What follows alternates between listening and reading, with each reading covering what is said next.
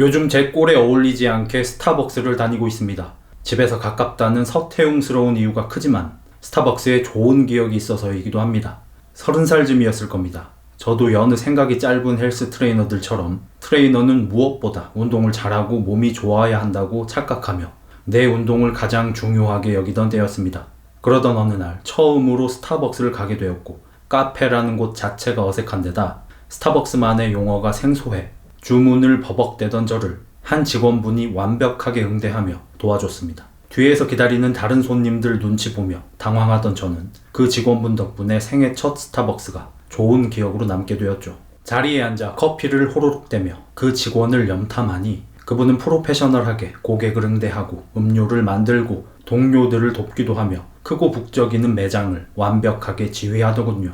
이제 제가 가서 그분의 번호를 묻고 고백으로 혼내주고 스타벅스는 좋은 직원 하나를 잃는 예상을 하시겠지만 그분은 남자였습니다. 사심이 아닌 진심이었다는 거죠. 그분을 지켜보며 이게 바로 서비스다.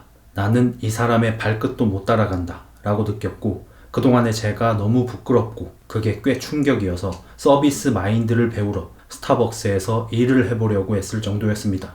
용모 단정이 필요하다는 걸 알고 포기했지만요.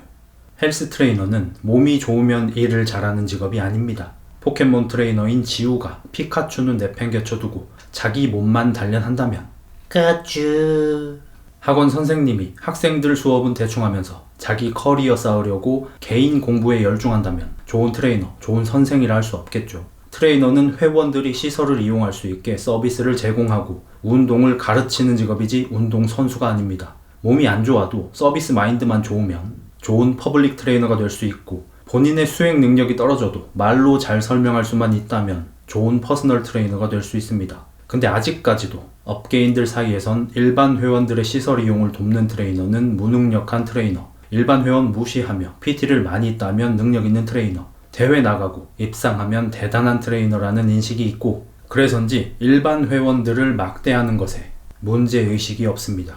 참담하게도 차파리, 폼파리, 용파리와 함께 PT파리로 묶이고 있죠.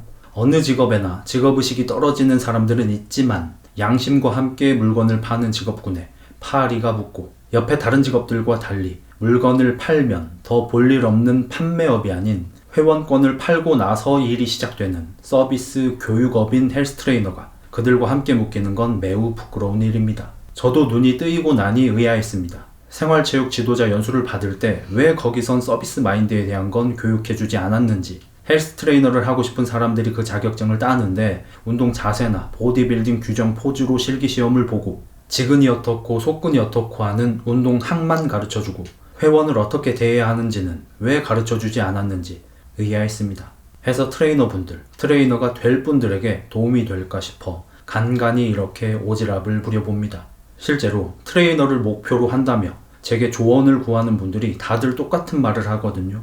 자기 몸이 어느 정도고 운동 경력은 얼마고 중량은 얼마나 치는데 어떤 자격증을 따야 하는지 어떤 대회를 나가야 하는지 물어요. 저는 확신합니다. 당시 여러 자격증과 대회 입상 경력이 있던 저보다 그 스타벅스 직원분이 기본적인 공부만 해서 헬스 트레이너가 되었다면 스타벅스에서 일하던 태도 그대로 헬스장에서 일했다면 저보다 더 좋은 트레이너가 됐을 거고 돈도 잘 벌었을 겁니다. 제가 도덕 선생질 하려고 트레이너의 자세를 지적하는 게 아닙니다. 돈 때문에라도 제대로 하자는 거죠. PT쌤을 정하며 프로필을 볼 때 자력이 많으면 혹하고 몸이 좋으면 PT 딸 확률이 올라가는 건 사실이지만 트레이너 매출에 가장 중요한 건 재등록률과 소문입니다. 시각적 임팩트가 좋아 시작은 잘 끊어도 수업이 구려서 재등록으로 이어지지 않는 트레이너는 결국 수업이 적어지고 안 좋은 소문이 나는 트레이너는 결국 센터를 옮겨야 합니다. 반면 프로필이 딸리고 몸이 좋지 않아서 첫인상이 별로라도 여성 회원에게만, PT 회원에게만 알랑거리지 않고 평소 사람을 잘 대해서 PT로 이어지고 해서 재등록률이 높고 거기서 또 소문과 소개로 다른 PT까지 몰린다면 수업 마를 날이 없죠. 전자는 몸과 지식이 아무리 좋아져도 그게 회원들에게 전달되지 않지만 후자는 경력이 쌓이며 몸과 지식이 발전할수록 자연스럽게 완전체 트레이너가 되어갈 거고요. 트레이너가 되고 싶은데 자신감이 없어 망설이는 분들, 생각 없이 트레이너가 되는 것도 문제지만 너무 완벽하게 시작하려 할 필요는 없어요. 솔직히 그 정도 진입 장벽이 아닙니다. 헬스 트레이너는.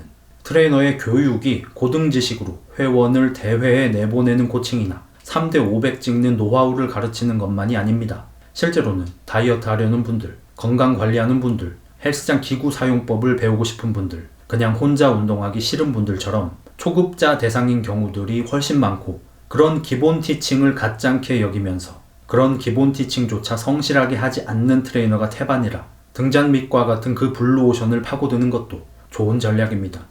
맛집 사장님들이 레시피 오픈하면서 그러잖아요. 이거 알려줘도 못하는 사람은 못해.